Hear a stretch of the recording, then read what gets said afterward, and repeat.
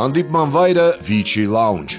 հագուստը Daphne խանութ սրահ, Daphne ժամանակի շունչը ամեն օրվա համար, Daphne հագուստ, որ խոսում է քո մասին։ Հաղորդավարի ոճը Մետրո միջազգային գեղեցկության ակադեմիա, հաճախորդներ ամբողջ կյանքի համար։ Ես այսօր մեկ գավաթ սուրճ եմ հրավիրել մի հրաշալի կնոջ։ Նա հայտնի է իր հաստատակամությամբ, անզիջում սկզբունքներով եւ բազմաթիվ հաղթած գործերով։ Երբ դատարանում հնչում է նրա խոսքը, շատ հաճախ նույնիսկ ամենաբարդ իրավիճակները ստանում են արդար լուծում։ Իմ այսօրվա հյուրը հայտնի փաստաբան, մատման փաստաբանական գրասենյակի հիմնադիր Մանյա Մաթևոսյանն է։ Անկեղծ, ջերմ եւ հետաքրքիր զրույցի համար։ Սկսեցինք։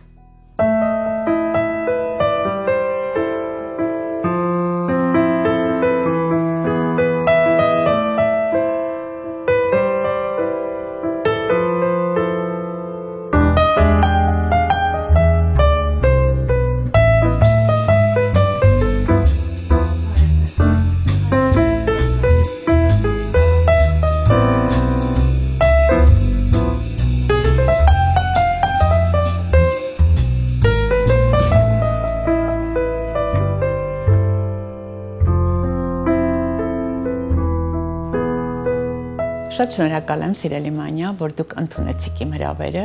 եւ եկաք սրճելու միասին։ Շնորհակալ եմ հրավերի համար, Նորա ջան։ Սուրճ սիրում եք, ինչպես հասկացա։ Իհարկե սիրում եմ։ Ինչպես բոլորը, մենք հայերս առանց սուրճ չենք պատկերացնում առավոտյան, իսկ լույսը բացվելուն սուրճը մեզ տալիս է տոնուս։ Ես էլ իմ առավոտը սկսում եմ իհարկե ջրից հետո։ Օ, բրավո։ Բրավո, որ դա պահպանում եք մեկ բաժակ ջուրը։ Քաղցր սիրում եք։ Շատ եմ սիրում։ Ես ձեզ Մարաշի եմ հյուրասիրում, Շնորհակալ եմ, Ռաբենիկի Արևելյան, սրճենք եւ զրուցենք։ Շատ լավ։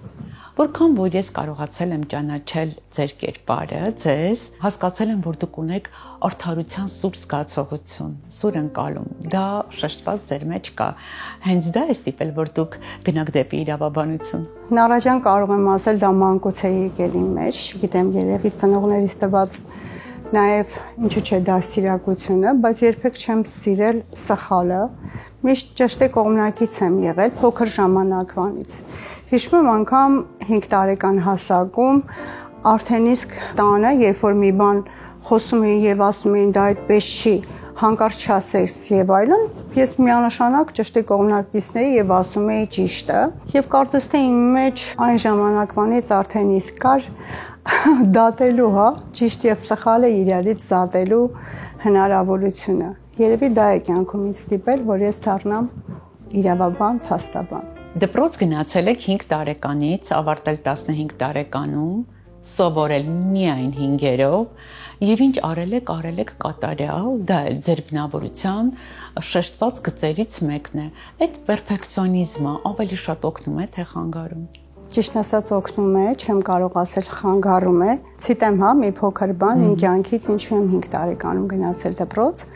Մեր հարևանի տղան, որի հետ խաղում էի ամեն օր, եկավ ու ասեց, որ ինքը արդեն դպրոց է գնալու։ 6 տարեկան էր, ես եկա տուն, ասի ինչի պետք է ինքը դպրոց գնա, իսկ ես մանկապարտեզ։ Նա տանը ծնողներս բացատրեցին, որ դեռ փոքր ես, դեռ 1 տարի պետք է մեծանաս, ասի չի լինել այդպիսի բան։ Եթե արդեն Լևոնը գնում է դպրոց, ես էլ պետք է գնամ։ Իհարկե, ծնողներս շատ դժվարությամբ, բայց կարողացան ինձ ընդունել դպրոց, որը հաճախեցի։ Իհարկե այն ժամանակ ասեցին, որ կլինի փորձաշրջան, հա, եթե կհասցնի կմնա, եթե ոչ, ուրեմն ոչ։ Բայց հավատացեք, որ 5 տարեկանում դասարանում փայլում էի իմ գիտելիքներով, գալիս էի տուն, հպարտանում, պատմում, որ առաջինն եմ ու միշտ Լևոնին ասում էի, դու 6 տարեկան ես, իսկ ես 5, բայց քո հետ գնում եմ նույն դասարան։ Դա է եղել, այն ժամանակվանից ունեցել եմ մեջս մարտավարություն, ձգտում եւ եթե ցանկացել եմ հասնել մի բանի, հաստատ հասել եմ։ Եվ ճանապարհին էլ ինչ անում եք, պիտի անեք կատարյալ։ Միանշանակ։ Ինձ համար յուրաքանչյուր գործ, անկախ նրանից կլինի տնային մաքրություն, անկախ նրանից կլինի ընտանիքի դաստիարակություն երեխաների հետ կապված, պետք է լինի փայլուն։ Իսկ 5-երի համար կարող եմ ասել, երբեք դպրոցում 3-4 չեմ ստացել։ Անկամ եթե թերանում էի մի հարցին պատասխանելը, կանգնում էի ոտքի, ասում էի, խնդրում եմ, ինձ կարող եք 2 նշանակել կամ տվեք հնարավորություն հաջորդ դասին, որպեսզի ավելի սահուն պատասխանեմ։ 3-4 երբեք չեմ սիրել։ Շատ լավ։ Դուք ավարտեցիք ԵՊՀ իրավաբանության ֆակուլտետ, Սանկտ Պետերբուրգ, միջազգային հարաբերությունների ֆակուլտետ, ստացաք փայլուն կրթություն, առաջին աշխատանքային հասցեն։ Ես առաջին աշխատանքային հասցեն էլի սկսել եմ շատ վաղ հասակից, կարելի է ասել, 21 տարեկան էի, երբ արդեն իսկ իրավական աշխարհը ինձ համար դարձել էր իմ ընտանիքը, իմ կենսակերպը, իմ երազանքը։ Վազգեն Սարգսյան 3 հասցեում աշխատել եմ փաստաբանական գրասենյակում եւ օգնական, կարելի ասել սուրճ եփող, բայց միաժամանակ նաեւ սովորող, հա։ Ինձ համար յուրաքանչյուր դատականիստը, երբ որ փաստաբանները գալիս էին եւ պատմեին իմ երազանքներ, ասում էի, խնդրում եմ Աստված ջան, ինձ էլ տուր իմաստություն, խելք, որ ես էլ կարողանամ այսպես գալ։ Կային քաղաքացիներ, գալիս էին գովասանքով, գալիս էին դժգոհ, եւ այդ ժամանակ ասում էի, լավ, ինչպես պետք է ես դա հաղթահարեմ, եթե հանկարծ իմ մոտ չստացվի, ինչ որ մեկը ինձ մոտ հուզվի, բայց հավատացեք, այդ ձգտումը դա ամենակարևոր բանն է կյանքում եւ ես ունեմ բնավորության մի գիծ, երբեք չեմ կոտրվում, եթե դնում եմ նպատակ, ապա այդ նպատակին հասնում եմ։ Հա, դուք չհանձնվող տեսակ եք։ Երբեք չեմ հանձնվել ու չեմ էլ հանձնվի, անկախ նրանից որտեղ կլինեմ, որ ոլորտում, իհարկե իրավաբանությունից զուտ չեմ պատկերացնում ինձ մասնագիտական առումով, շատ անգամ իմ տղան, որը իմ զրուցակիցն է, իմ ընկերն է, ասում է, իրավաբանությունից բացի ոնց որ դու ուրիշ բան չգիտես, իհարկե դա խոսքի մեջ, ասում եմ ընդունում եմ, որովհետև իմ ամբողջ կյանքը նվիրել եմ իրավաբանությանը։ Հա, ձեր կյանքի մեծ սերն է։ Ամբողջակամից սեր, որովհետև հասել եմ շատ դժվարությամբ, այնպես չի եղել, որ հեշտությամբ եմ հասել այս ամեն ինչին, երեխաների դաստիարակություն, երեխաների մեծացնել, սովորել եւ ստեղծել կարիերա, դա շատ բարդ է եղել իմ կյանքում, բայց շնորհակալ եմ Աստծուց, իմ ծնողից, իմ մայրիկից, որը տվել է այդ ամենը։ 2003 թվականին դուք ստեղծեցիք մաթման փաստաբանական գրասենյակը։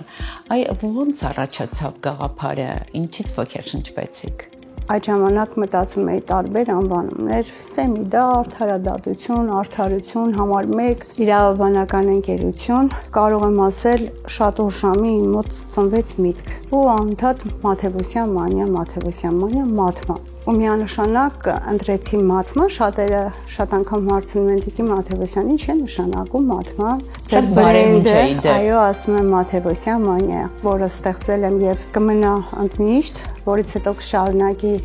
իմ սերունդը, իմ երեխաները, իմ թոռները, քանի որ դա բրենդ է, դա լուծարել հնարավոր չի, իրան մեղացնել հնարավոր չի, իրան վարկաբեկել հնարավոր չի։ Շատ անգամ մարդիկ ասում են, գիտեք, ես աշխարհից տանում ենք 4 տախտակ, ես այդպես չեմ կարծում։ Տանում ենք անուն, տանում ենք փառք, տանում ենք պատիվ։ Իսկ մաթմանը դա իմ անուն ազգանունն է, որը լուծարել հնարավոր չէ։ Դե ձեր անուն ազգանունը ոլորտում բրենդային է, բրենդ է արդեն։ Այո, արդեն բրենդ է, արդեն ինքը եւ դատական ատյաններում, ինչու՞ չէ նաեւ բոլոր նախարարություններում, եթե հարցումներ են անում, հստակ գիտեն, որ մաթմանը բրենդը դա ես եմ, Մաթևոսյան Մանյանը։ Խնդիրներ եւ մարտահրավերներ, որ ամենասկզբում դուք հաղթահարեցիք, վստահ եմ, որ եղել են եւ դուք հաղթահարել եք։ Միանշանակ Նարաջան, եթե ուզում ես հասնել հաջողության, կամ պետք է լինել առաջինը, կամ ընդհանրապես չլինել։ Անկախ նրանից, ինչ գործ ուզում ես անել, պետք է անել պատվով եւ ըստ էության կարող եմ ասել, որ կարիերա ստեղծելը շատ դժվար է եղել ոլորտում, սկզբնական մարտահրավերներ, ինչու՞ չէ նաեւ ունեցել եմ կոնկուրենտներ, ինչու՞ չէ նաեւ ունեցել եմ գործընկերներ, որոնց հետ աշխատելը շատ դժվար է եղել, բայց երբեք չեմ կոտրվել։ Հակառակը, երբ ինձ ցավեցրել են, երբ նեղացել եմ, ավելի դարել եմ պինդ, ավելի կոշտ, ավելի ռազմավարությունս փոխել եմ եւ ասել եմ լավ կտեսնեք ինքս ինձ իմ մտքիս մեջ ու ավելին եմ արել, քան որ կարող է անել, անգամ իմ ուժերից վեր։ Անկամ ես ինքս ինձ վրա զարմացել եմ, որ կարող եմ անել։ Այսինքն խոչընդոտները եւ անհաջողությունները ձեզ չեն հիասթափեցնում, այլ մղում են, որ գնաք առաջ։ Իհարկե, եթե մարդ կա, որ կարող է ասել, որ չի ունեցել անհաջողություններ կամ դժվարություններ կամ կյանքում սխալներ, ապա դա այդպես չի։ Դժվարությունները ինձ հակառակը ավելի լավ մարդ տեսակ են դարձրել, ես այդպես եմ կարծում։ Իսկ որոնք են եղել թիմը հավաքելու ձեր համար ամենակարևոր սկզբունքները։ Նարաջան ասեցիք ձեր առաջին հասցեն, հա, գրասենյակի եւ ես ասեցի Վազգեն Սարգսյան։ Հավատացեք, երիտասարդ տարիների ընթացքում, երբ որ գրասենյակում աշխատում եմ, իհարկե նորից ուզում եմ անդրադառնալ իմ ծնողի ներդրումով։ Ինձ համար ստեղծեց սեփական գրասենյակ այն ժամանակ եւ ունեցել եմ 14 աշխատող։ Եվ ես այնպես էի ղեկավարում այդ 14 աշխատակիցներին, այն էլ 25 տարի առաջ եւ շատ երիտասարդ տարիքում։ Եվ շատ երիտասարդ տարիքում, որից հետո էլի ունեցել եմ թիմ, էլի 10-15 փաստաբաններ, բայց հիասթափվել եմ։ Ես հասկացել եմ, որ փաստաբանական աշխատանքը դա յուրովի առանձնահատուկ աշխատանք է եւ անձամբ պետք է աշխատես ինքդ։ Այսօր էլ ունեմ թիմ, մի փոքր թիմ, որին ընտրել եմ, մի քանի մասնագետներ արդեն պրոֆեսիոնալ, ժամանակի մաղով անցածներ։ Այո, եւ ինձ համար փաստաբանական գործունեությունը թող ներող գտնվեն ինձ բոլոր իմ գործընկերները, դա ինձ համար բիզնես չէ։ Ճիշտ է, ինքը աշխատանքի աղբյուր է, վաստակ է, բայց դա մեկ այլ գործունեություն է, որտեղ դու գործ ունես մարդու հետ, հա, առաջինը պետքա քո մարդ տեսակը լինի, հետո նոր մնացածը։ Հիմա ունեմ փոքր թիմ, որով հպարտանում եմ, որին տալիս եմ այն ամենը, ինչը որ կյանքը ինձ սովորեցրել է, նախ առաջինը արժանապատվություն, ազնվություն գործի մեջ եւ ամենակարևորը ռազմավարություն, որովհետեւ փաստաբանը պետք է լինի շատ ուժեղ, պետք է լինի շատ կոռեկտ եւ երբեք չկոտրվի։ Այս տարիների ընթացքում ղեկավար լինելու ընթացքում, հա, դուք ինչ եք սովորել ինքներդ ձեր մասին։ Սովորել եմ ընդամենը մեկ բան, նախ առաջինը լինել մարդ, երկրորդը լինել ազնիվ, երբեք չստել, երրորդը լինել շատ ուժեղ, էմոցիոնալ լինելը դա նույնպես մարդու յուրահատուկ տեսակ է, բայց երբեք քաղաքացում էմոցիաները ցույց չեմ տվել, եղել եմ շատ ուժեղ, շատ հզոր, ինձ այնպես եմ պահել, որ ամենից շատ լավ է լինում, թեպետ երբեք խոստումներ չեմ տվել։ Երբեք դա բացառվում է, որ որևիցե մեկին տամ խոստումներ։ Խոստում միշտ տվել եմ իմ փայլուն աշխատանքի համար։ Հիշում եք ձեր առաջին հաղթանակը դատարանում եւ ձեր զգացողությունները ինչպիսին էին։ Այո, առաջին հաղթանակս այնպիսին էր, որ չեմ կարող ասել, որ անգամ ծնողս արդեն դրսում սպասում էր ինձ եւ ես անհամբեր սպասում էի, որ պետք է դուրս գամ։ Այնքան շատ էին էմոցիաներս, այնքան հուզված էի, որ ասեցի ես հաղթեցի, որ կարծես ուշաթափվեցի։ Հիշում եմ դա փայլուն երշանկություն էր ինձ համար, որ ես կարողացա մեկ մարդու օգնել, հա, այն ժամանակվանից գտել եմ, որ յուրաքանչյուր մարդ, յուրաքանչյուր մասնագետ պետք է իր գործում լինի վարպետ եւ պետք է անի այն ամենը, ինչը որ մեր պետությունը մեզանից պահանջում է։ Երբ տարիներ առաջ ես էի նստած ձեր դեմ դիմաց, ձեր գրասենյակում, իմ գործով, դուք վերցրեցիք հեռախոսը, զանգեցիք հակառակ կողմին, խոսեցիք շատ վստահ, հաստատակամ, ներկայացրեցիք բոլոր կարևորագույն փաստերը, ես հիացած նայում էի ձեզ։ Դրանց կողքին ամենակարևոր բնութագրիչները, հա, փաստաբանի համար։ Ես յուրովի ոչ թե միայն ձեզ հետ եմ այդպես վարվել, այլ յուրաքանչյուր հաճախորդ,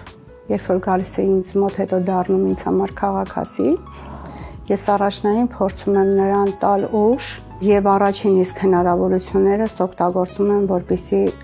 հաշտությամբ ավարտվի գործը։ Բնականաբար միշտ կողմի ներկայությամբ փորձում եմ զանգել հակառակ կողմին եւ բացատրել շատ գեղեցիկ ձևով,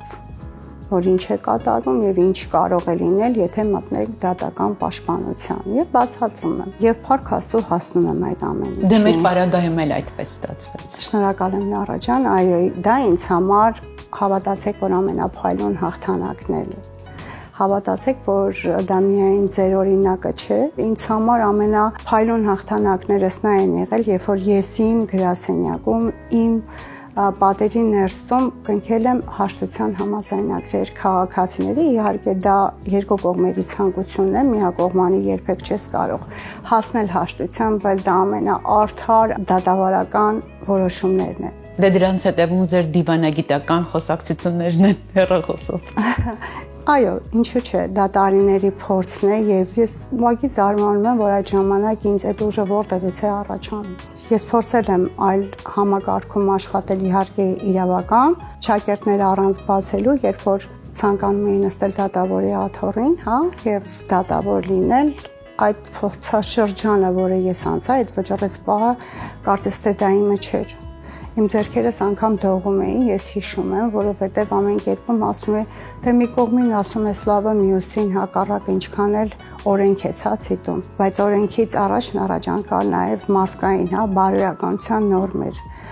Եվ ես եկատում եւ տանը ծնողներիս ասի կներեք, բայց դա իմը չէ, ես չեմ ուզում, ես փաստաբան եմ։ Դուք սիրում եք միշտ ասել, որ փաստաբանի աշխատանքը նման է բժշկի աշխատանքին։ Այո, Նարաջան, դա իմ հեղինակային խոսքերն են։ Ես ունեմ բավականին հեղինակային լավ խոսքեր, նախադասություններ եւ ըստ էության միշտ համեմատում եմ բժիշկների աշխատանքի հետ, ինչու՞ չէ։ Եվ ասում եմ, ինչպես բժշկությունը, հա, լսում է մարդու հիվանդության պատմությունը եւ անցնում է արդեն ասում, գիտեք, այս անալիզը պետքա տակ, սա պետք է անենք, որի վերջո հասկանանք։ Ձեր գլխացավը որտեղից է առաջացել, միգրեն է արդյոք թե ճնշում։ Նույնն էլ իրավաբանությունն է։ Առաջին իսկ լսելուց, առաջին իսկ զրույցից չես կարող միանգամից մարդուն ասել ձեր գործի ելքը սա է։ Ճիշտ է, մոտավորապես բացատրում ես, կարողանում ես ասել օրենքի որ կետը պետք է կիրառել, բայց պետք են իրավաբանական որոշ հմտություններ, հարցումներ, ինչու՞ չէ նաև դետեկտիվություն, որը որ ես ինքս անում եմ, տեղատեսություն եւ ուզում եմ հասկանալ, ի վերջո գործի ելքն ու որն է լինելու։ Դա իսկապես բժշկության հետ է, այդ ժամանակ իմ կարելի ասել հաճախորդները, երբ որ դառնում են արդեն ինձ համար քաղաքացիներ, ասում են, իսկապես դուք ճիշտ եք, Տիկին Մաթևոսյան։ Իսկապես այո, եթե այս հարցումը չանեինք, եթե ասենք չվերցնեինք այս պատասխանը, կարող է գործը ընթացքը լրիվ ամբողջական սխալ լինել։ Իսկ դա շատ կարևոր է իրավաբանության մեջ հիմքը դնելը։ Դուք զբաղվում եք քրեական գործերով եւ քաղաքացիական գործերով։ Այ որ գործերն եք ավելի շատ սիրում։ Չեմ թաքցնի քրեական։ Զարմանալի է կնոջ համար։ Ինձ համար քրեական գործերը չեմ կարող ասել, բայց ես ամբողջովին մխրճվում եմ գործի մեջ։ Ես առաջնայինը ճիշտ է, տեսնում եմ օրենքը, բայց միայն օրենքով չեմ աշխատում։ Օրենքից զուտ էլի գոյություն ունեն, ինչպես ասեցի, շատ կարևոր բացահայտումներ ինձ համար։ Նախ եւ առաջնային ուսումնասիրում եմ գործը, լսում անկախ նրանից իմ դիմաց նստած հաճախորդս, քաղաքացիս, պաշտպանյալս մեղավոր է թե ոչ կամ ինչ կարգի մարդ է, ես միայն նայում եմ նրան որպես մարդ։ Այդ պահին, հետո նոր անցնում մնացածին։ Չկա տենց մի թերթ, որ կարող է իմ աչքից վրիպել։ Անկամ երբ որ իմ գործընկերների, իմ թիմակիցները ասում են, որ խնդրենք մի հատ կասեք, երբ որ ասում եմ գործ թերթսա, զարմացած նայում են, ասում են, բայց այդքանը ոնց է, հիշում, ասում եմ, չգիտեմ, բայց անկեղծ ասած, եթե ուզենամ մի կինոյի վերնագիր հիշել կամ մեկ մարդու անուն կամ հասցե, բացարձակ չեմ հիշում, որովհետև ամբողջ կյանքս եւ հոգեվոր եւ ֆիզիկական նվիրել եմ իրավաբանությանը, փաստաբանական գործունեությանը, ես ապրում եմ, դա իմ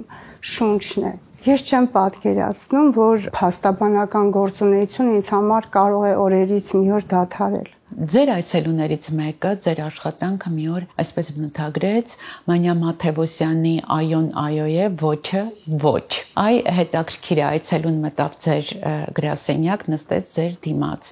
Ինչի մասին է առաջին զրույցը եւ ինչպես են կարգավորվում հա ձեր հարաբերությունները։ Այդ հարցի պատասխանը ամբողջովին չեմ լուսաբանի, բայց կասեմ ինչու։ Ինչքան որ հնարավոր է այդ շրջանում։ Այո, երբ եկավ այդ քաղաքացին, այդ հաճախորդը եկավ, ընդունեցի իրեն, ասեց, գիտեք, ձեր քաղաքացին այսպիսի նախադասություն է ասել, դրա համար եմ եկել, դուք արդեն ինչ երրորդ փաստաբանն եք, որ գնում եմ, ասեց, որ Տիկին Մաթևոսյանը ասում է, եթե լինում է գործը այո կանեմ, եթե ոչ չի անում։ Այ խնդրում եմ ասեց, ինձ հետ էլ այդպես վարվեք, ասի ես բոլորի հետ եմ այդպես վարվում, եթե տեսնում եմ հեռանկար չկա,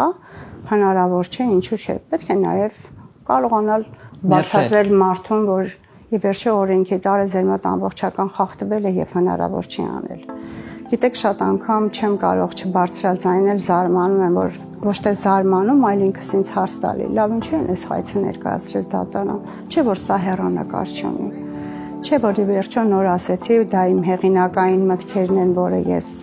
կերտում եմ իմ կյանքի ընթացքում, ախը բժշկության մեջ էլ, երբ որ քո ընտանիքի անդամը հիվանդ է եւ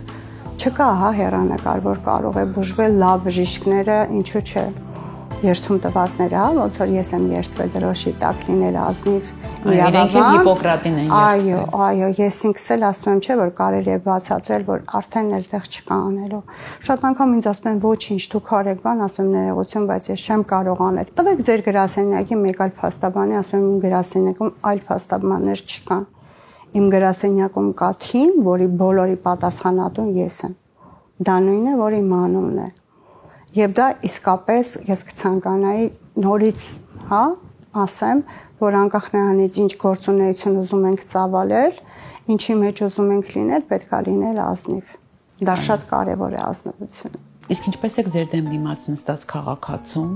մաղում անկեղծության։ Ասեմ, պետք է չէ որ մինչև վերջ ձեր հետ անկեղծ լինի այն մարդը, ով իր գործը վստահել է ձեզ։ Ասեմ Նարա ջան, դա նույնպես շատ կարևոր է։ Ես առաջին իմ նախադասությունը նախ լսում եմ որպես պատմություն եւ որպես մարդ։ Իրավական գնահատականը թողնում եմ ինձ, որը հետո պետք է տամ իմ առաջնային, ասում եմ, ծանոթանանք, ես Մանյա Մաթևոսյանն եմ։ Եթե եկել եք ինձ մոտ, դուք պետք է իմանաք, որ պետք է ինձ հետ լինեք անկեղծ եւ ինչ որ խոսում եք, մնում է այս պատերի ներսում։ Անկախ նրանից ճիշտ թե սխալ, անկախ նրանից որքան է ձեր կատարած արարքը, դա կլինի քրեական, թե կլինի քաղաքացիական եւ ուզում ես ասում եմ դրական արդյունքներ ունենանք, ասում եմ այո իհարկե, ասում եմ ուրեմն փորձիր ինչ չստել, այլ ճիշտը ասել եւ պետք է ինձ տասեն ամենը այն հիմքը, որ ես կարողանամ ճիշտ կառուցել։ Մի բան սխալ արեցի, իմացիր, որ գործի կեսից անկախ նրանից, որ փոլում հասնեմ, եթե հանկարծ համոզված եղա, որ ճիշտը չեք ասել, ես կհրաժարվեմ, այդպես էլ անում եմ։ Եվ երբ անցնում եմ արդեն զրույցին, արդեն ըստ էության հասնում եմ այն նրան, որ ամեն ինչ ասում են, ամեն բան, դա շատ կարևոր է այդ վստահությունը, վստահորդ բառը դա ուղղակի հենց այնպես չի եկել իրավաբանության մեջ։ Վստահորդ, հա, վստահում է քեզ, դու այդ պահին դառնում ես դիմացինդ եւ ամբողջությամբ քո պայքարը տանում ես ոչ թե քո անձի, այլ իր անձի համար։ Բարդ գործերի ժամանակ պետք է կիսոչափել հոգեբան լինեք։ Դրա համար չէ գնացիք հոգեբանության դասընթացների։ Այլ դուք չէիք կարող, չէ՞ որ դուք պերֆեկցիոնիստ եք, պետք է ամեն ինչ անեք կատարյալ։ Ինձ համար իրավաբանությունը դա մի հետաքրքիր կյանք է, որ պետք է անընդմեջ սովորել։ Եվ իմ տարիների ընթացքում հասկացա, որ յուրաքանչյուր գործի մեջ ինձ հոգեբանություն է պետք, եւ իմ շատ սիրելի Արմինե Դանելյանին, իմ ուսուցիչն է եղել, խնդրեցի, ասում եմ, ես խնդրում եմ Արմինե ջան, իհարկե նաեւ որպես գործընկեր ինձ հոգեբանական դասեր տա, զարմացած ասում եմ, ինչի՞ է պետք, ասում եմ, առանց դրա կարծես թե չեմ կարողանում առաջ գնալ, եւ տվեց նաեւ, շնորհակալ եմ իրեն, հավատացեք, որ շատ է օգնում։ Շատ անգամ միայն իրավաբանությունը չէ։ Իրավաբանությունը դնենք մի կողմ, բայց հոգեբանորեն կարողանում եմ կարդալ այդ պահին ինչ է կատարվում մարդու ներքին աշխարհում։ Ի վերջո նա դժվարության մեջ է, չէ՞ որ եկել է իմ դուռ։ Իսկ ինչպիսին է ձեր հոգեվիճակը դատական նիստից առաջ։ Ձեր ապրումները ինչպիսին են, ինչ եք անում։ Ամենայուրովի պրոֆեսիոնալ փաստաբանը, որ մտնում է առաջի դատական նիստ, ունենում է էմոցիաներ։ Ինչու՞ չէ հուզմունք, նաև ստրեսներ, որտեղ ի վերջո դու մարդու հետ գործ ունես, մի փոքր սխալ եւ կարող է ճակատագրական լինել։ Անկախ նրանից դա քրեա իրավական է, թե քաղաքացիա իրավական, ես այդ էմոցիաները ունենում եմ, այդ ապրումները ունենում եմ, չի կարող առանց դրա։ Եթե դա չունենաս, դառնաս ուղղակի գործիք, հա, դա կդառնա քեզ համար բիզնես, ճիշտ է, շատ կոռեկտ եմ, այնպես չի, որ ես կարող եմ ինձ կորցնել կամ ինչ-որ հուզումնալից իրավիճակ ստեղծել, բայց ամեն դեպքում յուրաքանչյուր գործ ունի իր բարդությունը։ Ես ամեն անգամ այդ ապրումները ունենում եմ։ Հավատացեք, որ ամեն գործի համար, անկախ նրանից իր բարդ բնույթը թե պարզ, նաև իմ հավատքին եմ դիմում, խնդրում եմ, որ Աստված տա ինձ իմաստություն, համբերություն եւ դատական նիստից առաջ իսկապես խնդրում եմ Աստծուն, որ ինձ տա այդ հնարավորությունը, որ ես շատ ճիշտ լինեմ։ Ձեր հոգեվիճակը հաղթանակի ժամանակ եւ պարտության ժամանակ։ Կարող եմ ասել հաղթանակի ժամանակ այն ապրումների մեջ եմ ընկնում, որ այդ պահին իսկապես ես նուրբ մարդ եմ, ճիշտ է քրեական մասնագետ, չեմ կարողանում արդյունքները զսպել։ Բարդ գործերի ժամանակ պատկերացրեք, որ դատարանում նաև քո ներկայացածը չեմ ասում, վերջին խոսքը իմն է, դա դատարանինն է, մուրճի վերջո իրենն է, բայց փաստաբանից շատ բան է գալիս։ Երբ մարդուն տալիս ես ազատություն, մարդուն տալիս ես հնարավորություն իր սխալը ուղղելու եւ դատարանի դահլիճից քո պաշտպանյալին ասում են, որ կարող է դատարանի դահլիճից ազատ արձակվել եւ այլն, չեմ կարող ասել այդ սառը եւ տաք ապրումներս այդ պահին, դա մի ամբողջ հաղթանակ է, բայց նաեւ հասկանում եմ, որ այդ հաղթանակը ունենալու է իր դժվարությունները, ունենալու է բողոքարկում եւ այլն, ու մի պահ միանգամից զգաստանում եմ, ասում մի հատ ուժեղ եղիր, որովհետև սա դեռ վերջը չէ, դեռ ունեմ ճանապարհ անցնելու։ Իսկ պարտության դեպքում ապրում եմ հիասթափություն, ես չեմ ուզում գովաբանել ինձ, որովհետև ասում եմ, ախր ես ամեն ինչ ճիշտ եմ արել։ Նույն պահին գալիս եմ գրասենյակ եւ իմ թիմակիցների հետ, ասում եմ, եկեք քննարկենք, որտեղ ենք բաց թողում արել, ինչի պետք է այդպես լինել, ինչը պետք է անեինք, որը չենք արել։ Ասեմ ձեզ, որ ավելի ուժեղանում եմ, դառնում եմ ռազմավար, չեմ կոտրվում, ավելի ուժեղ եմ լինում եւ աշխատում եմ որ պայքարել եւ հասնել արդարության։ Այս տարիների ընթացքում դե բազմաքանակ գործեր եք ունեցել, բայց կարծում եմ, որ դրանց մեջ կլինի ամենատպավորիչը, գործ, որ միշտ դուք հիշում եք։ Ինձ համար բոլոր գործերը հիշվելու են, որովհետև յուրաքանչյուր գործի մեջ ներեմ դրել իմ լուման, իմ կյանքը, ինչու՞ չէ նաև զրկել ինձ իմ ընտանիքի հետ լինելուց։ Միտք, էմոցիա, գիտելիքներ։ Իհարկե, երբ որ առանձնանում եմ, շատ անգամ անկեղծ եմ ասում, այնքան հոգնած եմ լինում, որ չեմ կարողանում խոսալ երեխաներիս հետ, իրանք արդեն գիտեն, գրում են մամ, կարելի է քո հետ խոսել թե ոչ։ Չկա այդպիսի գործ, որ կարողանամ առանձնացնել, բայց յուրահատուկ գործ է դարձել ինձ համար, անգամ կուզենամ հնչեցնել իր անունը Արևը, մի կին էր, որ տարիների ընթացքում իր ձեռք բերած աշխատանքի շնորհիվ ստացել էր բնակարան, տուն այն ժամանակներում եւ անարդար ճանապարհի վրա կանգնած կորցրել էր իր սեփականությունը եւ գիշերվա 3-ին իմ տուն եկավ իմ ընկերուհին եւ ասեց, որ պետք է գնանք իմ Արևին տեսնենք, ասում եմ, հույս բժիշկ չեմ, որ կամ Արևին տեսնեմ։ Խնդրում եմ, ասեց, շատ վատ է Արևի վիճակը,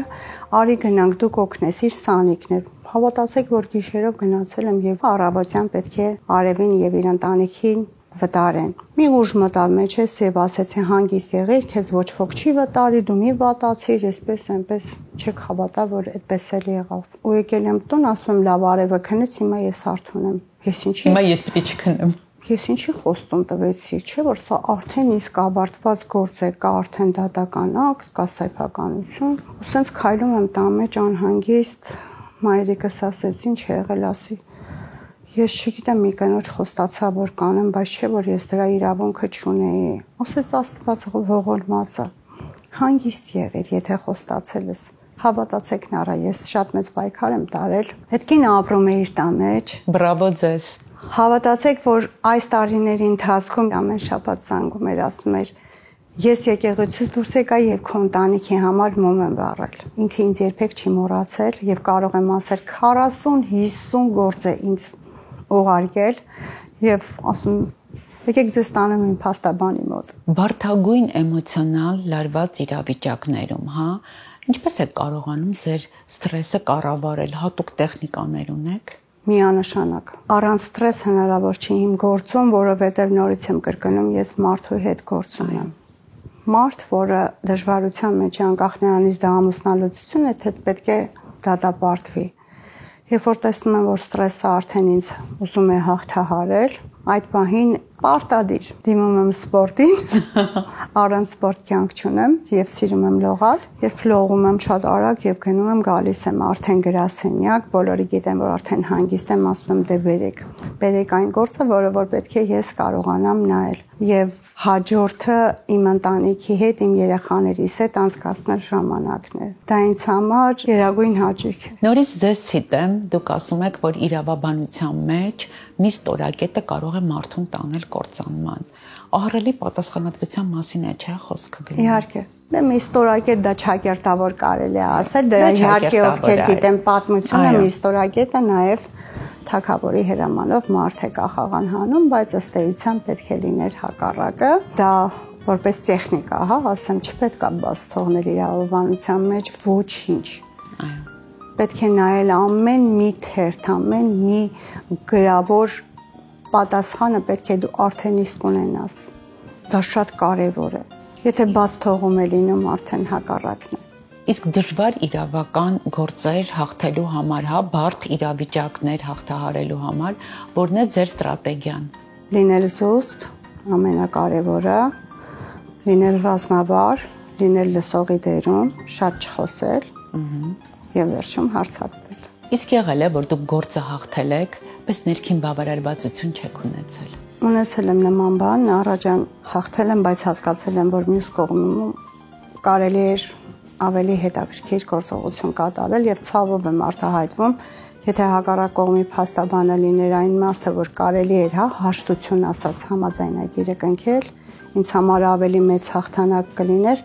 հաղթել եմ, բայց համարել եմ ինձ պարտված, որովհետեւ արդարությունը, հա, այդտեղ այնքան էլ նկատելի չի եղել, բայց օրենքը իմ մոտ պահպանված է եղել։ Ես ոչինչ չէի կարող անել։ Իսկ ինչ կարծիք ունեք դուք այժմյան հաշտարարների վերաբերյալ։ Նարոջան հաշտարարությունը դա մեկ մարմին է, որ ըստ էության իր լիազորությունները միայն էլի գալիս է կողմերի համաձայնությամբ, որ պետք է տա իր համաձայնությունը, հա, բայց եթե կողմերը չհամաձայնվեցին, ապա հաշտարարությունը ըստ էության իրենից ոչինչ չի ներկայացում։ Դա իմ կարծիքն է եւ ինչու՞ չէ նաեւ բարձրաձայնում եմ, դա եւս մի ժամանակ է, որ խլում է մարդկանցից, քաղաքացիներից, որովհետեւ այդ հաշտարարության ասած տարբերակը մենք 27 տարի է դատական համակարգում ենք, առաջին իսկ դատական նիստի ժամանակ դատարանը առաջարկում է կողմերը չեն ցանկանում գալ հաշտության, չեն ցանկանում կնքել համաձայնություն։ Իսկ իմ նման փաստաբանները ես մինչև դատարան անգամ հայցը ներկայացնելը փորձում եմ, ինչպես ասեցի, իմ գրասենյակի պատերում կնքել հաշտություն։ Դա իմ փայլուն հաղթանակներն են։ Եթե մենք տանք հայցի ապահովում, այսինքն դա ինչ է նշանակում, ասենք երեխային երկրից դուրս չտանելու համար հայց է ապահովում, որը մյուս կողմը չպետք է իմանա։ Ապա այս պարագայում ուզում եմ հասկանալ հաշտարարության գործունեությունը որն է լինելու, չէ՞, որ օրենսդիրը այսօր պահանջում է, ասում է պետք է դիմել հաշտարարին, հետո դատարան։ Բա լավ, դիմեցի հաշտարարին, կողմը իմացա, որ ես ցանկանում եմ երեխայի հետ ինչ որ տեսակցություն եւ այլն ու տարավ երկրից դուրս, արդեն իսկ։ Այո։ Դատարանի հայցի ապահովումը որտեղ մնաց։ Այո։ Կներեք, բայց ինձ համար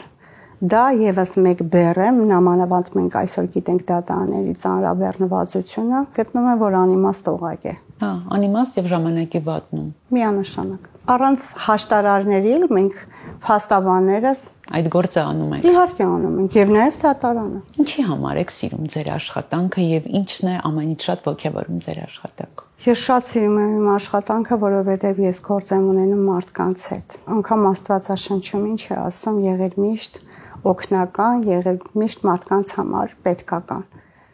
Ես չեմ կարող բացատրել, երբ որ օգնում եմ մարդկանց անկախ ամեն ինչից, ինչ ծավալի գործ է լինում, այդ ապրումներս լավագույնն են։ Եվ դա կրկին անգամ հիշում եմ իմ ընտանիքի հետ, իմ երեխաներիս, իմ ընտանիքիս։ Դուք ձեր քայլերը կյանքում այնպես է ստացվել, որ սկսել եք ամենավաղ տարիքից, հա,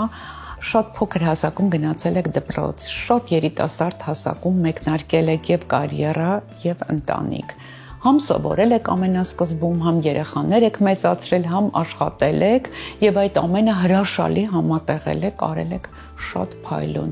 Այ ձեր բնավորության եւս մի շատ կարեւոր գիծ դա կազմակերպչի ջիղն է։ Դա ումից եք ժառանգել։ Իմ մայրիկից։ ինքը եղել է ղեկավար, ինքը նույնպես եղել է կազմակերպիչ եւ երբ տեսնում էի թե ինքը ինչպես է աշխատում, այ հիշում եմ բանալին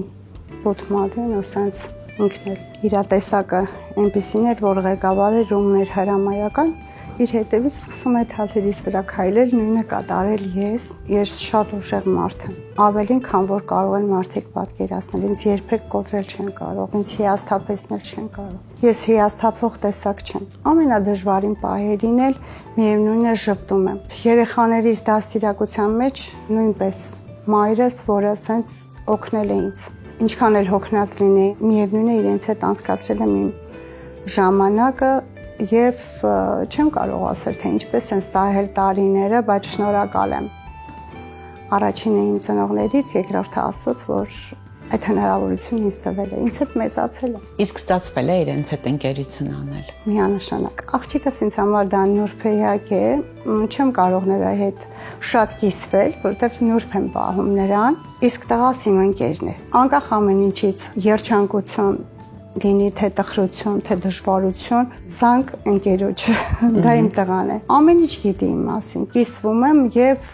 իսկապես օգնում է ինձ։ Ձեր որդին եւ ձեր դուստրը ստացել են իրավաբանի կրթություն, բայց չեն գնացել ձեր ճանապարհով, իրավաբանի ճանապարհով։ Նեղվել եք։ Ճիշտը որ ասեմ, աղջիկս ամբողջական ավարտեց կարմիր դիպլոմով, ինքն էլ ոսկե մեդալով ավարտել է դպրոցը եւ իմ մոտ աշխատել է ընտանիք կազմելուց հետո 24 տարեկանում երբ ամուսնացավ, երբ ունեցա իմ թոռնիկին, ասում էր մամա մի քիչ էլ մեծացնեմ կգամ, մի քիչ էլ մեծացնեմ կգամ, հավատում էի որ կվերադառնա աշխատանքին, որտեղ հրաշք իրավաբան կարող էր լինել։ Բայց անսպասելի մտավ գեղեցկության ինդուստրիա եւ ունի իր գեղեցկության սրահը։ Այո, ինքը մի այլ կարգի մամա է, առաջինը մամա պաշտոնը չթողեց իր երեխային։ Երբ հասկացա որ ինքը ինչ գործով պետք է զբաղվել, չեմ խոսել իր հետ։ Ասում էի, ես չեմ պատկերացնում Լիլիթ, ինչ է նշանակում թողնել իրավաբանությունը, անցնել մատնահարդարում, շատ նեղված էի, բայց հիմա հպարտանում եմ իրենով, որտեղ ունի արդեն իսկ իր գեղեցկության սրահը, Լիլիթ Սարգսյան, Beauty կենտրոն, հա, դա նույնպես հպարտություն է, որովհետև ինքն էլ իմ տեսակն է, իր անունն էլ արդեն հնչեղ է, Եվ այսօրվա իմ տեսքի համար նաև շնորհակալ եմ իրեն։ Հպարտանում եմ իրենով, իսկ տղաս իրավաբանությունը թողեց կիսատ, բայց հպարտորեն ուզում եմ ասել, ինքն էլ կոտրվող տեսակ չէ, ունի իր փոքր բիզնեսը, իր աշխատանքը, մենք աշխատող տեսակ ենք, մենք չենք ամաչում աշխատելուց։ Նառա ջան, ես ղեկավար լինելով ինձ համար անգամ, եթե ասեն այս ժամին գործ կա, ես կվազեմ։ Անկախ նրանից որ ժամն է եւ ինչքան պետք է վաստակեմ, նույնը աղջիկս ունի իր սրահը, բայց մատնահարդարում անում է, նույնը տղաս ինչքան էլ ապահոված է, ունի իր բիզնեսը, անում է ամեն տեսակի աշխատանք, երկար տարիներ ինձանից հեռու է եղել, ապրել է Ֆրանսիայում, բայց հիմա իմ կողքին է եւ շատ ուրախ եմ դրա համար։ Շատ լավ, իսկ այ հույսեր կան չէ, որ թորները կշարունակեն ձեր գործը։ Չեք պատկերացնի։ Եվ ձեր ստեղծած գրասենյակը, որի անունը շատ հնչեղ է, կշարունակի իր գործունեությունը։ Միանշանակ։ Այ աղջիկ թորնիկներս, որի մեկի անունը Մանյայի, տղայիս աղջիկը եւ աղջիկը Դանիելաս, ասում են մենք լինելու ենք տատայի նման փաստաբան։ Մենք էլ ենք լինելու փաստաբան, մենք էլ ենք ճիշտ խոսելու, լինելու ենք այսպես, այնպես։ Հույսով եմ, որ շարունակեն, մեկ-մեկ կատակ եմ անում, ասում եմ նկարս կկպցնեք, երբ որ ես չեմ լինի, եւ կասեք մեր տատիկը այսպես, ասում տատիկ չէ տատա, իսկ մեծ թորս Գևորգս շատ հետաքրքիր երեխա է։ Մի օր ասեց տատա, գիտես, ես ամպուլա եմ ստեղծելու, սրասկեմ, որ չմեռնես, ասի Գևորգ, բայց չէ որ մարդիկ ծերանում են, բայց չէ որ դու էլ կմեծանաս, ասում եմ ոչինչ, թող մենք ծերանանք, բայց դու ոնց կաս այդպես մնա։ Ես գիտեմ, որ դուք ունեք հրաշալի հնարավորություն ազատ ժամանակ լիցքաթափվելու, նստելու, նկարելու, դաշնամուր նվագելու, ինչպես նաև ստեղծագործում եք եւ գրվում են այդ անկրկնելի տողերը, որ հետո վստահ եմ, որ գիրք կդառնան։ Խոսենք հա ազատ ժամանակի այդ պատուհաններից։ Շատ լավ Նառա ջան, արդեն գիտեն իմ օգնականները, երբ ինձ մոտ գալիս են հաճախորդներ, ես նկարում եմ, խզմզում եմ, լսում եմ իրենց չնայելով, բայց խզմզում եմ։ Դա օգնում է կենտրոնանալ։ Այո, շատ հետաքրքիր է եւ վերջում ես ինքսինց արդեն գալիս եմ եզրահանգման գործի ելքը, հա, եթե շատ մուք եմ արել, ուրեմն բարդ է, իսկ եթե ինչ-որ sense պարզ, արդեն գործնել է պարզ, առանց դրա չեմ պատկերացնում, այո, ես սիրում եմ նկարել, շատ եմ սիրում, թեպետ երկար ժամանակ է չեմ զբաղվում դրանով, բայց նվագել դա ինձ համար մի յուրահատուկ հանգստություն է, դաշնամուր նվագելը, քանի որ նաև հաճախել եմ։ Իսկ գրելը չեմ կարող ասել, թե որտեղից է ինձ մոտ առաջացել, դա ծնվել է գրում եմ, հետո թողնում եմ, հետո փորձում եմ ինչ-որ sense ռիսկային հրապարակել, հետո ասում եմ լավ չէ, դեռ ժամանակը չի։ Իմ աշխարհն է, թող մնա իմ։ Թող մնա այդ աշխարհը ինձ մոտ, չեմ ուզում դեռ լուսաբանել, բայց ուզում եմ նաև ասել, որ այս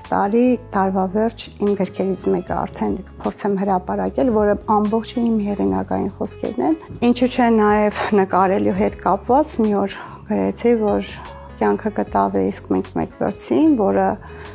խզմզանք է, որը կարող ենք հետո տեսնել եւ չամաչել, ճիշտ է, խաբրել արդյոք թե ոչ, դա նույնպես իմ խոսքերն են։ Լավ է լինել պատվով հավաքարար, քան անպատիվ նախարար, դա իհարկե ճակերտներ, որը հետո բացում եմ ինչի, որտեղ ասում եմ յուրաքանչյուր մարդ, յուրաքանչյուր գործունեության մեջ պետք է իր մարդ տեսակը պահի, հետո նոր մնացածը։ Դա շատ կարեւոր է։